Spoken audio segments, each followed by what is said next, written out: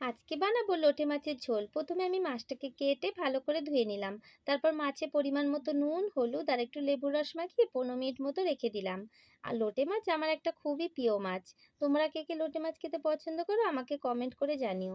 তারপর কড়াই গরম করে কড়াইতে তেল দিয়ে কালো জিরে ফোড়ন দিলাম, তারপর দিয়ে দিলাম পেঁয়াজ কুচি। পেঁয়াজটা হালকা ভেজে নিয়ে দিয়ে দিলাম রসুন বাটা, পেঁয়াজ বাটা, জিরে বাটা, লঙ্কার গুঁড়ো, সামান্য একটু আদা বাটা, পরিমাণ মতো নুন, হলুদ আর টমেটো কুচি দিয়ে মশলাটাকে ভালো করে কষিয়ে নিলাম।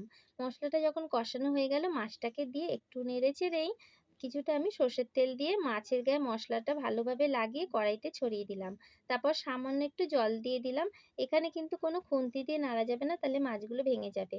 আমি সাঁড়াশি দিয়ে ভালোভাবে একটু নেড়ে নেড়ে নিলাম। তারপর ভালো করে ফুটিয়ে নিয়ে কিছুটা কাঁচা লঙ্কা, ধনেপাতা কুচি ছড়িয়ে দিলাম। তৈরি হয়ে গেল লোটে মাছের ঝোল। আমার ভিডিও তোমাদের ভালো লাগলে লাইক আর সাবস্ক্রাইব করো। গরম গরম ভাতে কিন্তু বেশ দারুণ লাগে খেতে।